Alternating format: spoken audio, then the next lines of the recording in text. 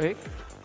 Selamat malam, Assalamualaikum warahmatullahi wabarakatuh. Bapak Ibu, rekan-rekan yang saya cintai dan saya banggakan ini yang mungkin masih bergabung di Zoom atau mungkin menyaksikan siaran ini di kanal YouTube Badan Informasi Geospasial. Baik, Bapak Ibu sekalian, ini adalah sesi ngobrol terakhir dari pagi tadi. Kita sudah bersama banyak narasumber, membahas banyak hal. Malam ini yang pamungkas ini nanti sebelum kita nonton bareng wayang nanti, kita akan membahas tentang refleksi HIG 51. Sudah bergabung dua narasumber di Hotel Aston, ada Pak Suprajaka, sehat Bapak? Sehat, Alhamdulillah. Kostumnya luar biasa Pak. Ya ini kostum jadul. Jadul nggih Pak nggih. Baik. Yang kedua ada Mas Fahrudin. Mas Fahrudin sehat? Sehat alhamdulillah. Siap nggih. Saya menyapa di online Zoom ada Mas Bayu Triyogo. Mas Bayu bisa Filmnya. Mas Bayu masih di mute?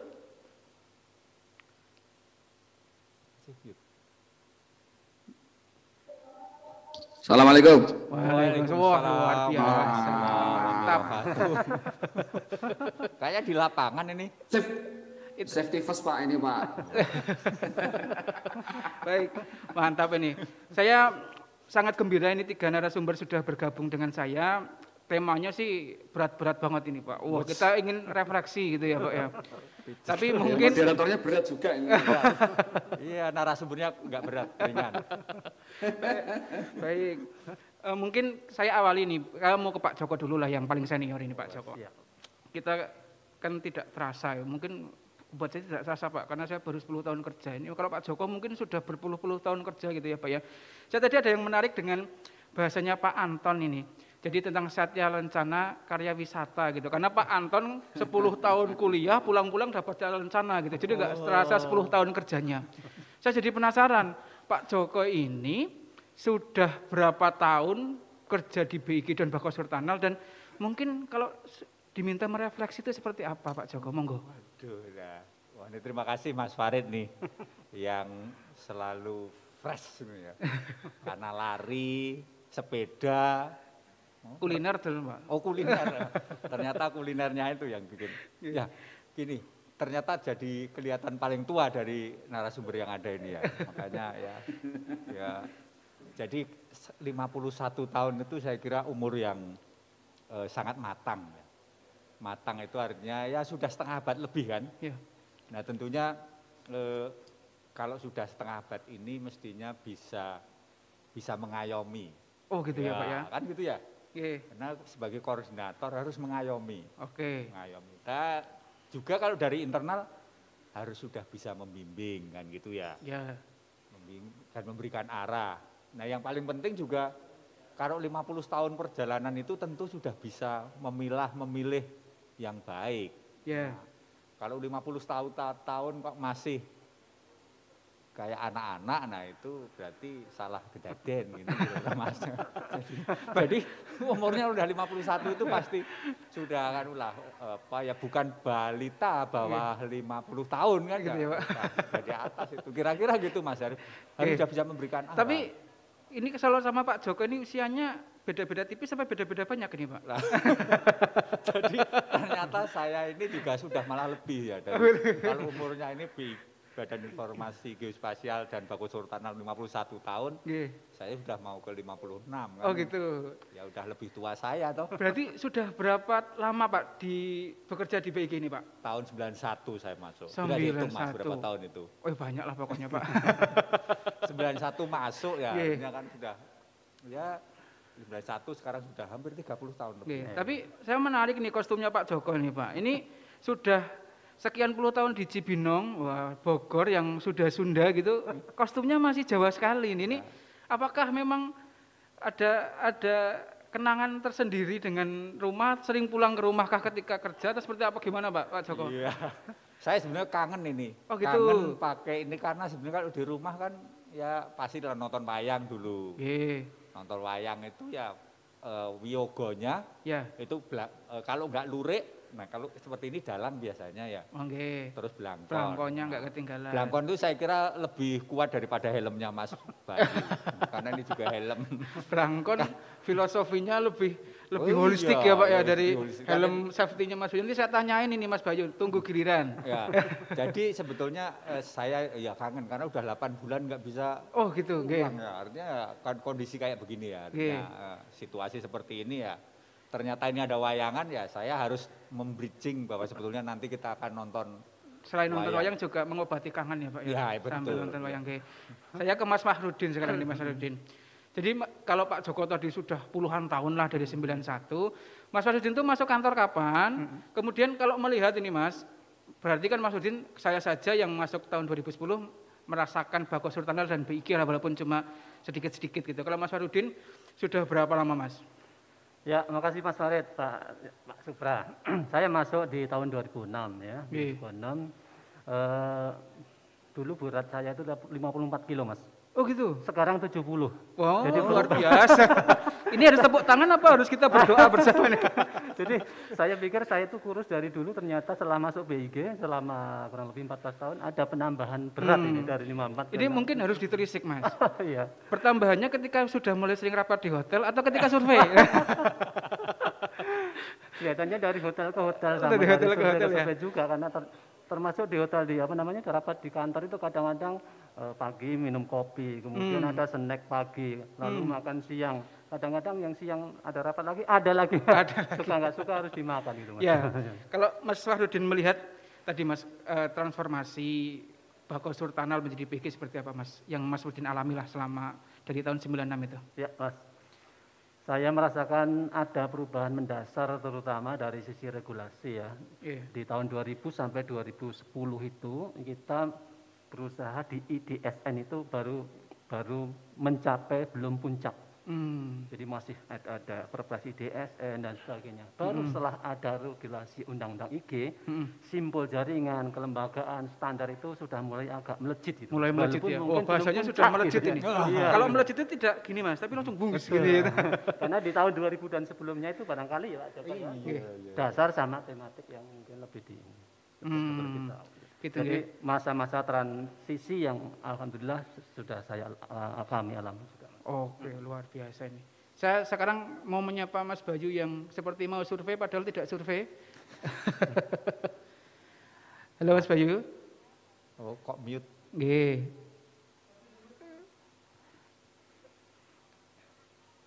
Halo Mas Bayu. Coba dicek lagi Mas Bayu. Tes. Wah, masuk ini Mas Bayu. Okay. Ini gimana Mas Farid? Oke, Mas Bayu itu harus bahagia. Ini karena mungkin paling muda di antara para narasumber ini. Oh iya, saya mau ngomong nggak enak tapi Mas Farid yang ngomong. Oh iya, tapi saya tetap paling muda, walaupun paling gemuk. Mas Bayu, ini kalau saya sebut lah, Mas Bayu ini kan salah satu young generation movement gitu ya, kalau istilah bahasa Inggrisnya itu di kantor. Yang muda-muda yang sekarang katakanlah sudah menjadi pejabat lah, walaupun sekarang koordinator gitu ya. Bagaimana Mas Bayu melihat generasi muda sebenarnya Mas di kantor yang saya kira sekarang jumlahnya sangat banyak Mas. Rekrutmen CPNS BIG itu bisa puluhan orang setiap tahun. Yang saya kira mungkin dalam sekian tahun ke depan akan mulai menggeser ini yang sepuh-sepuh. Yang mulai sudah agak menua gitu. Gimana Mas Bayu? Ya sebelumnya saya mohon maaf sama Pak Supra sama Mas Fahrudin ya, karena saya lebih muda dari Anda berdua gitu. Ngapunten loh Pak. Iya, kalau kita lihat memang beberapa tahun terakhir ini banyak sekali bapak-bapak kita ya, saya bilangnya bapak lah ya, karena memang udah bapak-bapak ya, yang sudah purna bakti. Nah, para purna bakti ini sudah banyak yang digantikan oleh generasi-generasi muda seperti kita ini Mas Farid, kita masih muda ini, paling muda lah di antara dalam satu forum ini. Saya melihat memang potensi sekali teman-teman kita ini, adik-adik kita yang baru ini atau generasi kita inilah paling nggak yang muda-muda ini, justru kita inilah penggerak ke depannya. Jadi memang ke depannya itu kitalah yang harus menggerakkan roda BIG terutama ya. Jadi saya melihat memang masa depan BIG itu ada di tangan kita sebenarnya. Ya mohon maaf Pak Suprajaka mungkin beberapa tahun lagi akan purna bakti, Pak Suprajaka gitu kan. Tapi ya, bagaimanapun juga Pak Suprajaka meskipun purna bakti masih aja Joko. Gue putu Joko tenan ya. Ya, jadi itu saya lihat memang ini tugas berat kita sebenarnya, tapi di balik tugas berat itu ada satu tantangan yang menarik, yang menantang ya, memang itu yang harus kita hadapi nantinya. BIG ke depan itu tidak akan sama dengan BIG sekarang atau bahkan Bagus Sultan yang lalu, eranya udah lain. Sudah berbeda ya Mas. Jadi mungkin pada prinsipnya yang muda-muda siap lah ya Mas ya untuk menggantikan Pak Joko ini Mas ya. Siap lah. Putus lagi, oke. Oke, mungkin menginjak ke ini Pak. Ini kan kita di acara HG51 ini kita punya tema nih, satu peta, satu data, satu Nusantara. Ini saya pengen masing-masing berbagi nih, mungkin dari yang muda dulu lah. Kita gantian sekarang ya kan. Menurut Mas Bayu itu satu peta itu apa sih Mas konteksnya dalam HIG 51 ini Mas? Ya, kita ketahui bahwa negara kita ini kan sangat kompleks ya. Jadi arti kata satu peta itu sudah merepresentasikan makna ya. Artinya kita perlu suatu integrasi. Jadi satu peta itu dalam arti kita integrasikan semua informasi yang ada dari berbagai macam pihak menjadi satu kumpulan informasi yang multifungsi. Kalau kita lihat pengalaman saya dulu waktu sebelum di Bagus Sortanal ya, itu saya di sebuah perusahaan swasta ketika kita bicara masalah peta izin lokasi misalnya di suatu area gitu ya, ada izin lokasi pertambangan, ada izin lokasi perkebunan. Nah ini saling tumpang tindih nggak karuan ini. Jadi dari sisi yang satu instansi aja dalam mengeluarkan peta sudah tumpang tindih. Belum nanti ada terkaitnya sama ada peta cagar alam, kemudian ada peta macam-macam lah ya. Nah ini sering bertabrakan. Nah ini kalau kita lihat memang karena tidak ada sinkronisasi, tidak ada integrasi antar satu pemangku kepentingan dengan pemangku kepentingan yang lain. Nah fungsi BI di sini sebenarnya merangkul, dulu kan Bagus Sultan mengkoordinasikan. Nah ini lebih ke kita merangkul semuanya, membuat sesuatu yang lebih baik dalam arti untuk satu peta ini ya, integrasi antar KL, antar mungkin swasta, BUMN dan sebagainya untuk menghasilkan satu produk yang bisa kita pakai bersama-sama. Itu Mas Farid. Jadi tadi kondisi yang tumpang tindih izin dan segala macam, solusinya adalah satu peta itu ya. Betul. Dan saya ingin tahu multitafsir. Mas Bayu itu helmnya berapa beratnya Mas? Itu udah capek belum lehernya Mas? Baru berapa menit ini? Ini kalau berat ya dilepas nggak apa-apa. Tapi kalau nggak malu sama Pak Joko. Tadi janjiannya gitu. Nanti kapan-kapan kita adu belangkon dan helm. Iya. Baik. Sekarang story di balik ini Mas Farid. Gimana? Kita ceritakan. Oke, nanti terakhir guys. Ya. Oke. Saya sekarang ke Mas Fahrudin ini Mas Fahrudin. Kalau satu data, menurut Mas Fahrudin itu seperti apa? Konteksnya di HIG 51 nih. Oke. Sebenarnya satu data itu konsep tata kelola pemerintahan tentang data ya. Bahwa data itu harus akurat, multifoke, bisa diintegrasikan dan sebagainya. Kemudian bagaimana dia bisa mutakhir, akurat dan sebagainya itu harus ada 4 unsur ya. Oh gitu. Dia harus memiliki standar atau spek atau pedoman, harus ada sumber datanya atau metadatanya, harus ada kode referensi, harus ada kaidah interoperabilitas. Agak serius nih ya, kelihatannya agak serius. Tapi satu kunci dari satu data adalah siapa penanggung jawab data itu. Oh gitu, wali datanya ya Mas ya? Salah satunya itu. Gimana itu Mas dengan wali data itu? Ya, oke, kalau wali data itu pasti masing-masing kementerian sudah bertanggung jawab terhadap datanya masing-masing. Nah, tugas BG adalah yang menyediakan informasi geospasial dasar, termasuk dalam hal ini membina si satu data yang ada di kementerian itu. Tugas BG sebenarnya berat. Di samping tugas saudara kita di BPS yang membina data non-spasial. Non-spasialnya ya, oke. Jadi konteksnya tadi di satu data juga ngomongin pembinaan dan segala macam. Betul. Ini sekarang yang paling berat ini. Nusantara itu kan gede banget ya. Ini jawabannya kayaknya sangat holistik ini nanti. Saya nggak tahu Pak Joko jawabannya akan holistik apa malah ambiar gitu ya. Ambiar. Nah kalau dilihat dari jawaban Mas Bayu, Mas Fahrudin, berarti memang sudah siap menggantikan. Oh gitu ya Pak ya. Kan sudah siap itu Mas Bayu, apalagi moderator kita. Jadi kalau satu Nusantara begini, Indonesia memang sangat luas. Ya Pak. Kalau Prof Hasan itu selalu mengatakan seperti kalau dari Eropa itu kan satu benua ya. Siap. Bahkan sampai artinya luas. Kalau luas berarti harus dikerjakan secara bersama-sama. Gotong royong. Oh ya. Gotong royongnya gimana? Di dalam konsep satu data maupun satu peta ada 4 juga tadi. Ini apalan apa enggak ini Pak? Ikut-ikut ini. Ngapal ke dhisik. Ngapal ke silakan Pak. Jadi 4-nya itu ya tentu kita harus bekerja sama karena tidak mungkin dilaksanakan oleh BIG sendiri.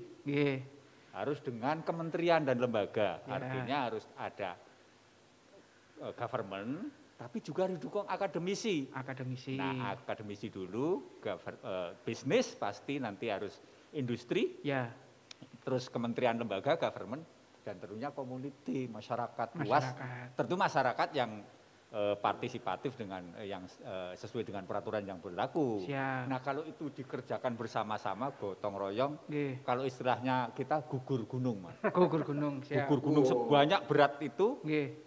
Bukan seberat ya. seluas Indonesia ini, NKRI ini harus dikerjakan secara bersama-sama. Tentu tadi kembali ke Mas Fahrudin harus pakai standar yang ditetapkan. Harus pakai pedoman. Ada metadatanya jelas. Nah, kalau dimasukkan dengan sistem simpul jaringan tadi akan lebih kuat. Itu satu Nusantara, artinya harus bersama-sama untuk menyelesaikan pemetaan secara nasional yang mandatnya memang di BIG, tetapi tentu kita harus secara kolaboratif, integratif, kolaboratif, harus gitu. Kira-kira gitu. Begitu, Mas. Wah ini menarik sekali. Saya menggarisbawahi ini Pak Joko terkait dengan kata masyarakat tadi ya Pak ya. Kata masyarakat ini kan saya ingat sekali yang sering Prof Hasan kepala BIG sebelumnya juga sering menyampaikan bahwa sebenarnya yang kita sasar adalah di level tapak, bagaimana masyarakat memanfaatkan apa-apa produk BG gitu nggih Pak nggih. Namun ini fakta juga lah Pak. Di satu sisi kita memang menyadari bahwa penggunaan informasi geospasial itu sekarang semakin meningkat ya Pak ya. Di mana-mana orang ngomongin geospasial lah. Satu mungkin terkait dengan bencana. Sekarang terkait dengan mapping kesehatan dan lain-lain. Namun lagi nih banyak namunnya. Itu tidak serta-merta mengangkat nama BG menjadi terkenal gitu Pak. Kita harus jujur bahwa kita masih punya PR yang besar untuk mengenalkan BIG ke lebih banyak masyarakat. Saya ingin tahu yang muda-muda dulu ini Pak. Strateginya gimana ini? Mas Bayu, monitor. Gimana nih Mas Bayu? BIG itu belum terkenal ini sudah 51 tahun. Gimana Mas Bayu? Ya kalau ngomong masalah berat-berat tapi sebaiknya jangan sambil nunjuk Farid ya. Gak enak saya. Jadi memang kita perlu akui bersama bahwa kita ini belum banyak dikenal oleh masyarakat. Taunya kan dulu Bagus Sortanal gitu ya. Banyak hal sebenarnya itu. Ya yang paling menonjol mungkin yang tadi sudah disinggung di podcast sebelumnya ya. Terkait sama identitas. Kita tuh nggak punya seragam loh. Sebentar lagi nih. Jadi seragamnya mau kayak Pak Joko atau mau gimana? Boleh Mas. Ya belakang ada logonya BIG betul gitu ya. Istilahnya mondolan ya Pak, mondolannya itu logo big gitu ya. Jadi satu itu, kita itu tidak punya seragam, artinya tidak punya identitas ketika kita misalnya berkoordinasi dengan kementerian lain atau mungkin kita pergi ke bersosialisasi ke masyarakat atau mungkin ada survei dan sebagainya. Modal kita apa? Ya ide aja, name tag aja gitu kan. Nah itu satu. Kemudian coba kalau misalnya kita berseragam kayak dulu Bagus Sortanal gitu ya, dari jauh udah kelihatan oh itu Bagus Sortanal. Atau mungkin kita BIG seragamnya khusus misalnya nanti ya, apa bentuknya gitu ya. Mudah-mudahan ini didengar oleh petinggi kita. Nah, identitas ini sangat penting. Bagaimana kita tuh bisa dikenal oleh masyarakat luas kalau identitas saja kita nggak punya gitu ya, yang menonjol itu ya maksudnya. Satu itu. Yang kedua, upaya sosialisasi kita itu juga harus diperbanyak lagi. Orang aja sekarang nyebut BIG aja paling Badan Informasi Geospasial, bukan spasial. Geoparsial, geospasial, geoparsial, dan lain-lain gitu kan. Ada yang BIG itu apa ya? Minuman itu ya Pak ya. Aduh. Itu juga nggak enak. Oh, Pixel apa? Jadi ya ini memang ini memang tugas kita bersama ya. Jadi pengalaman saya pribadi ini misalnya ketika kami ada survei, kebetulan kami di bagian pasang surut ya, ketika bersosialisasi dengan masyarakat di pelabuhan itu, ya kita sambil ngobrol, Pak dari mana BIG itu apa? Ngobrol-ngobrol santai ini yang tidak berat, ini yang mereka masyarakat itu malah lebih paham gitu ya. Kadang lihat logonya itu apa ya Pak dan sebagainya ya. Jadi seragam itu perlu, sosialisasi lebih masif juga perlu dilakukan. Kemudian mungkin kita juga perlu ini selain ke masyarakat luas dan mungkin Mas Farid sudah memulai dengan podcastnya di YouTube-nya ini satu ide yang brilian sebenarnya. Ya ini loh Pak, generasi muda itu seperti ini Pak. Contohnya moderator kita ini. Itu bisa dilanjutkan oleh Farid yang lain. Bisa tidak bilang Suprajaka yang lain. Yang lain. Wes expired. Mohon maaf loh Pak Guru. Jadi ini penting sekali upaya sosialisasi ke masyarakat, setidaknya orang itu tahu oh BIG yang bikin peta itu ya Mas Karena kita mau pabrik peta itu apapun sebutannya yang penting mereka tahu. Jadi menarik sekali kata-kata pabrik ini saya jadi keinget. Jadi suatu saat ketika saya baru awal kerja Pak, pulang ke rumah itu tanyain, Mas Farid kerja di mana gitu kan? Di Cibinong. Oh, Cibinong kan identik dengan pabrik ya Pak ya? Di pabrik ya Mas? Iya saya di pabrik peta. Jadi sama aja ternyata. Oke, kalau Mas Fahrudin nih Mas Rudin, kalau melihat PR-nya kita tuh belum terkenal, sudah matang loh 51 tahun itu gimana Mas Fahrudin? Ya. Saya mendangnya masih sisi optimis dulu Mas. Kita mempunyai agen-agen yang banyak nih, tanda kutip agen ya. Karena kita mempunyai 34 provinsi yang di situ ada bapedanya, kemudian 514 kabupaten kota, di situ ada bapedanya, itu sebenarnya agen-agen utama. Agen kedua adalah MG geografi, itu yang kita kenal. Saya yakin kebangetan kalau nggak kenal GIG ya. Itu agen-agen kita yang harus kita pelihara. Tentu saja itu balik ke kita semua. Apa yang bisa kita miliki? Personal apa? Personality apa yang bisa kita miliki? Yang pandai nulis silahkan nulis. Yang pandai YouTuber silahkan nulis. Silahkan YouTuber gitu ya. Yang pandai apapun Instagram silahkan aja. Asal bagaimana si BIG ini produk-produknya bisa dikenal masyarakat. Apapun yang bisa kalian lakukan. Potensi apapun. Tapi jangan sampai rebahan tadi siang kan ada rebahan, jangan gitu. Sampai gitu ya. Apapun agen perubahan tapi agen perubahan gitu ya. Karakter orang itu dewi-dewi kalau istilah Jawanya begitu. Oke. Jadi Mas Bayu tadi meng-highlight terkait dengan kebutuhan tadi identitas baik fisik dalam artian seragam dan lain-lain. Kemudian ketika kerja juga sebenarnya kita bisa ada hidden agenda untuk mengenalkan BIG secara sederhana sajalah kayak yang kita bertemu dan lain-lain. Mas Fahrudin meng-highlight tentang sebenarnya kita punya banyak opsi untuk kerjasama dan lain yang secara tidak langsung mengenalkan BIG. Ini yang bawa Rekso kerjasama saya mau tanya. Pak Joko ini kan kampus PPKS ini Pak, ngurusin kerjasama, ngurusin promkes, ngurusin pelayanan dan lain-lain. Gimana itu Pak? Pekerjaannya kok banyak ya, penelitian, promosi, kerjasama, ada diklatnya juga ya? Betul, ada diklatnya itu loh Pak. Gimana Pak? Nah, kelihatannya kita ini barangkali ya, ini kan kritik sendiri ya, terutama yang tua ini kali. Tua itu perlu dikritik. Ini Mas Bayu ketawanya kalau saya terpojok seneng dia. Saya udah dipojokkan lagi. Jadi gini, kita ini fokus kepada produksi bagus, keren. Produksinya banyak, peta dasar punya, skala berbagai macam ada. Betul. Terus tematik banyak, kegiatan-kegiatan penelitian banyak. Tetapi biasanya di dalam membuat narasi yang mudah disampaikan, kalau istilahnya yang keren sekarang itu kan harus narasi positif tapi narasi tunggal. Produk BIG itu kan dinarasikan gitu. Nah ini PR kita semua. Mungkin agen-agen perubahan itu ayo buat narasi positif terhadap produk dari masing-masing unit. Dari produk ya Pak ya. Nah kami nanti di Promkes ya akan mempromosikan dikemas. Oke. Nah, caranya memang sebetulnya nanti harus di agen-agen perubahan, itu jangan agen rebahan tadi.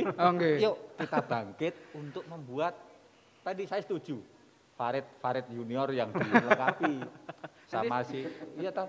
Jadi Farid senior nanti ya Pak? Jadi Mas, sebetulnya kita harus membuat narasi terhadap produk kita sebaik mungkin, tetapi juga rentangnya mulai dari tadi masyarakat tadi yang diajak ngopi-ngopi zaman ngerokok di pinggir laut tadi, sampai pada level politisi level supaya literasi geospasial itu masuk pada seluruh aspek kehidupan. Saya jadi ingat ini Pak, kemarin acaranya Bu Susi Pujiastuti itu Pak, kan beliau ketika kenalan awal langsung, ini loh, ini peta Indonesia gitu ya.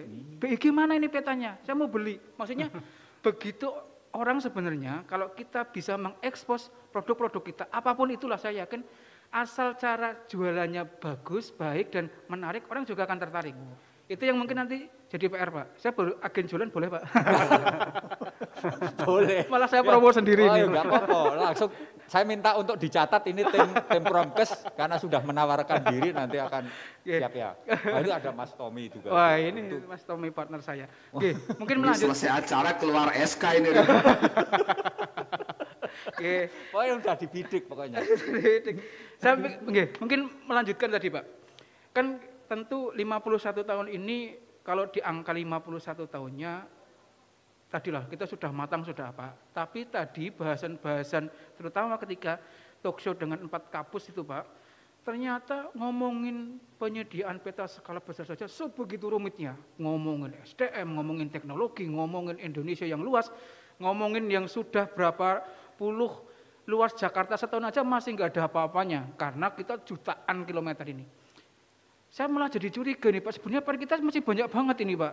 Kalau Pak Jaka melihat ini kan ya kalau teknis tadi lah sudah langsung ketahuan. 2024 penyediaan peta skala besar seluruh Indonesia 5K. Wah mungkin ada PR-PR lagi Pak yang ternyata juga tidak kalah besar yang mungkin juga kita juga harus menyelesaikan itu. Gimana nggih Pak Joko? Iya, saya kira produksi jalan terus dengan sebuah strategi yang sudah disepakati, bahkan tentu pada level pimpinan negeri ini juga sudah sepakat bahwa pemetaan skala besar sudah menjadi bagian penting. Pasti ini baik itu dari kementerian yang terkait dengan perencanaan maupun yang terkait dengan penyediaan anggaran sudah sepakat.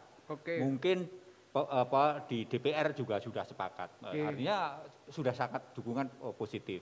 Ya. Tetapi setiap produk harus segera di-deliver. Artinya ada ilmu deliverologi. Wah ini cocok logi juga ini. Kira-kira ngawur-ngawur logi. Deliverologi itu penting agar setiap produk kita bisa sampai secepatnya.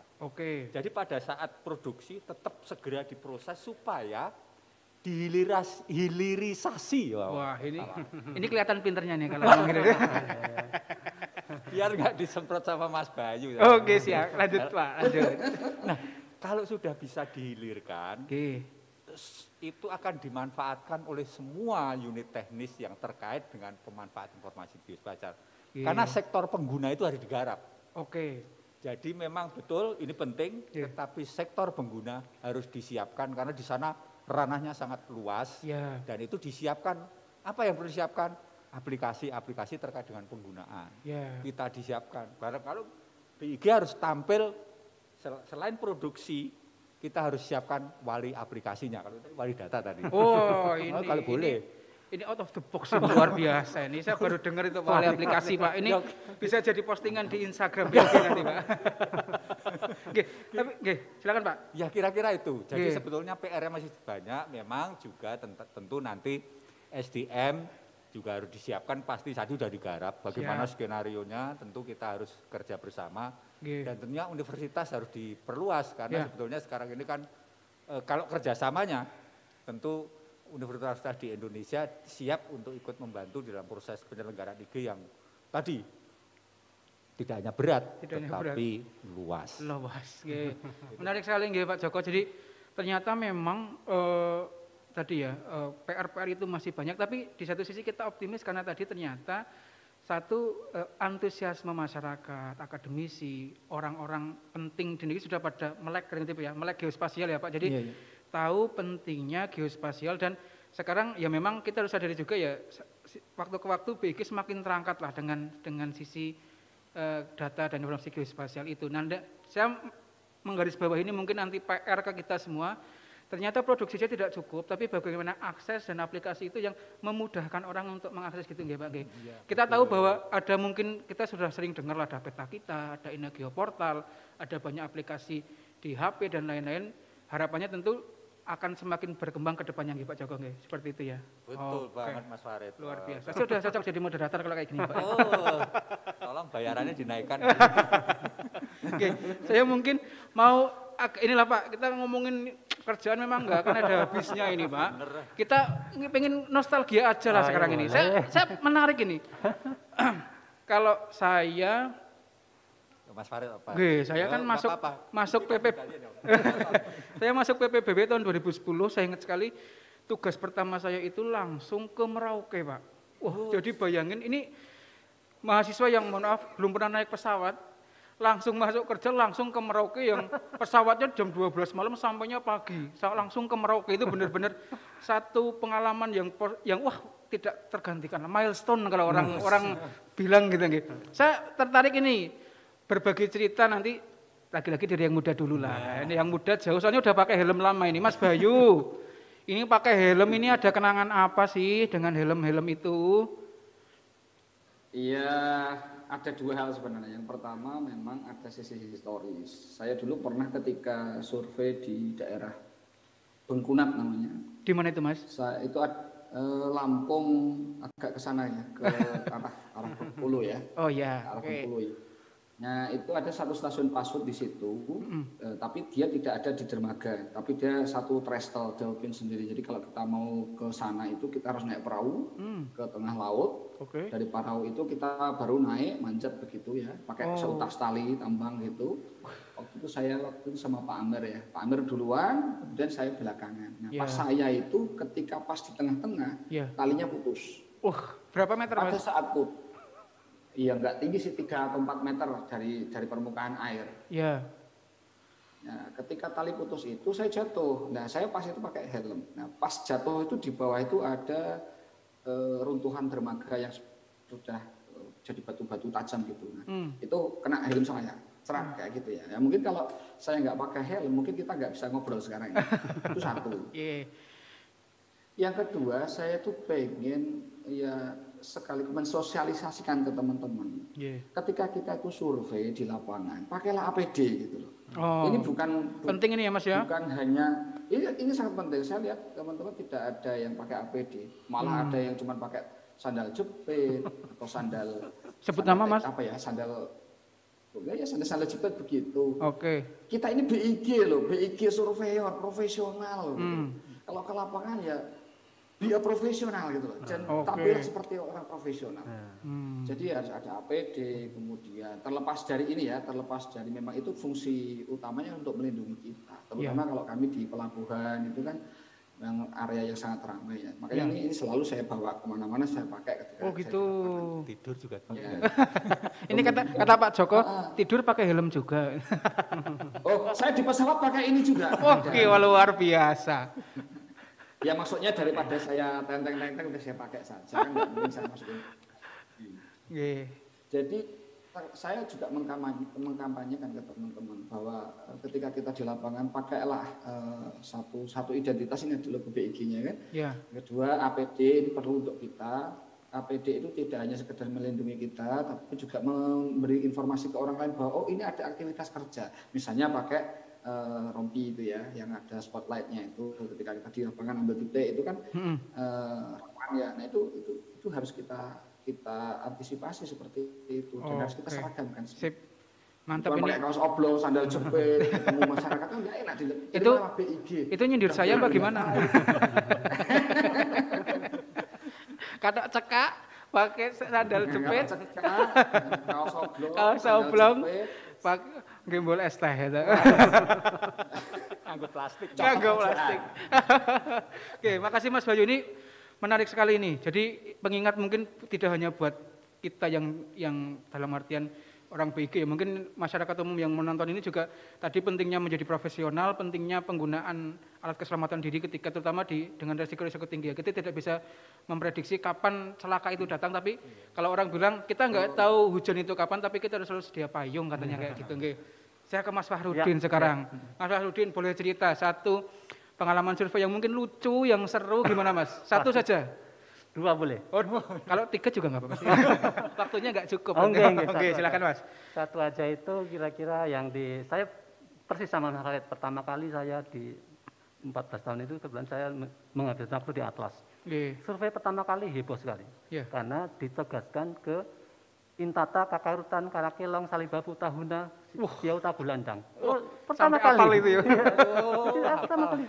Luar biasa. Pada saat mendarat di Manado, kemudian 6 sore ngapal ke Melengwan, Melengwane, ibu kota Kabupaten Kepulauan Talaut sana ya, di ujung Miangas sana ya, kalau utara sedikit Miangas. Sampai di Pulau Intata, di situ ada semacam kearifan lokal namanya Manee. Apa itu Mas? Manee. Jadi 3 bulan atau setahun ya, kurang tahu waktunya. Pada saat di bulan-bulan tertentu, ikan pada ngumpul dengan sihir-sihir tertentu pakai janur itu ya. Oh gitu? Pasti ada.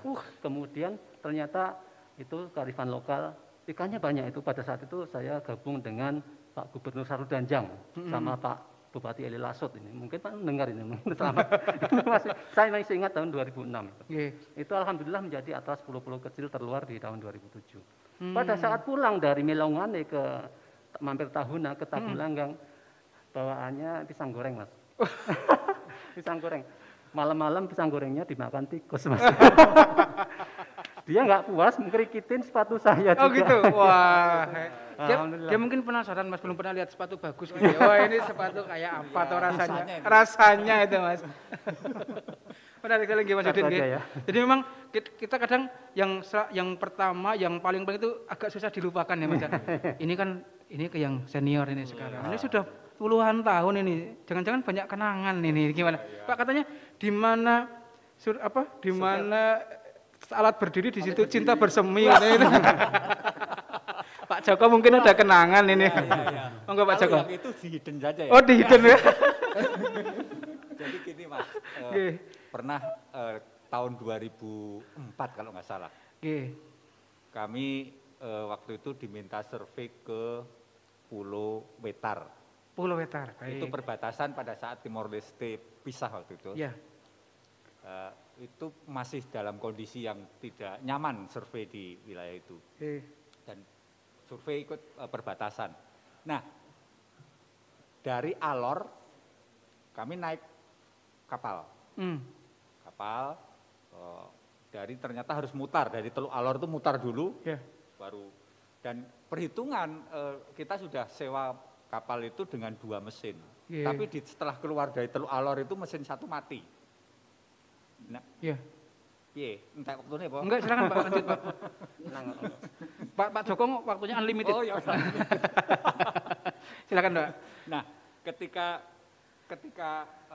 mesin kapal 1 itu mati, akhirnya sampai di ujung Alor itu pagi, belum pas Pulau Alor mau menyeberang ke Pulau Wetar itu baru pagi, harusnya pagi itu sudah sampai ke Wetar. Akhirnya sampai ke Wetar itu malam. Jam 9. Nah ketika jam 9 itu sebetulnya kami sudah dikasih tanda sama penjaga, tapi penjaganya itu enggak, cuma dikasih lampu, set, hijau, seret, kedua lagi, diemin aja. Terus ketiga, gitu. Habis ketiga itu langsung ada tembakan. Karena dikiranya ini ya Pak ya? Oh iya, karena masih ada konflik kan waktu itu ya. Iya. Ketika ditembak itu terus kita berhenti, kan saya baru makan itu, jam 9 itu baru makan. Baik. Terus ditembak, terus dia teriak agak kencang sambil diserat sonarnya itu. Diminta untuk berhenti dan diturun. Nah kodanya itu ya nggak berani sendiri, akhirnya yang lain ada teman-teman kita nggak mau turun, akhirnya saya turun. Wah ini karena paling senior atau paling pemberani? Oh gitu. Bukan karena paling pemberani ya Pak? Kalau mati Ya repot kan waktu waduh. Saya akhirnya turun. Dan waktu itu bukan skoci karet, tetapi pakai dayung kayu. Kita turun. Nah, ketika turun, pada saat turun itu ternyata kan kena karang. Nah, setelah karang dia minta ini nggak bisa nyebrang. Dia langsung berang. Ini dari Indonesia atau dari Leste kan bingung juga ya. Waduh. Udah nggak apa-apa.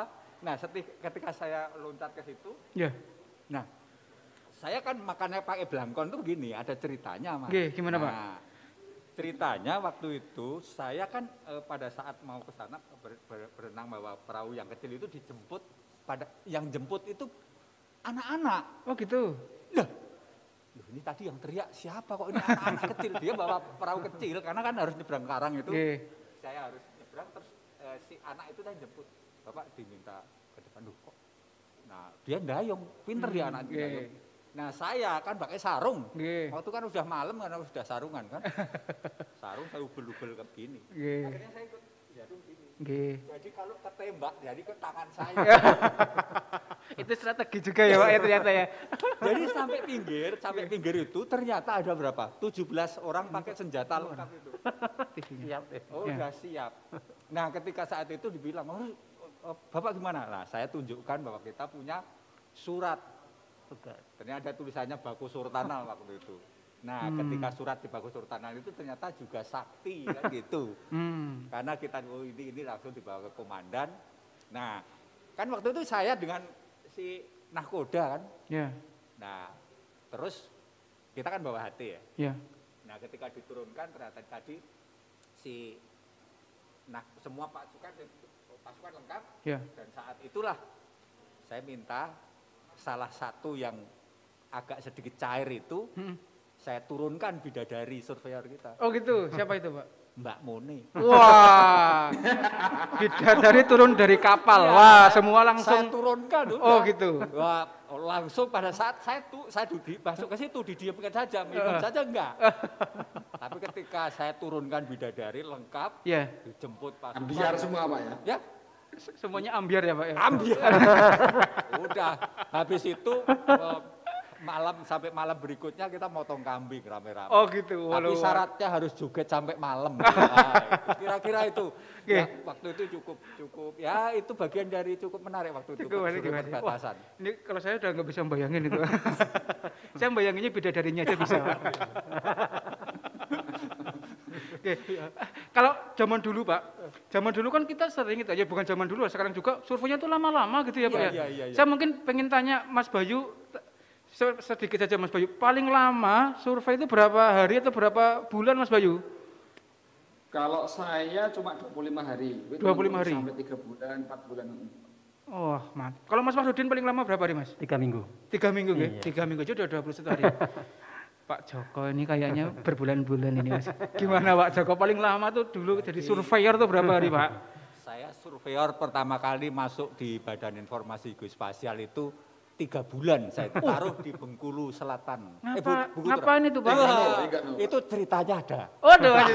Enggak usah diceritakan di sini. Ini nanti podcast khusus saya Pak. Nanti kita rekaman buat di YouTube sama bidadarinya tadi Pak.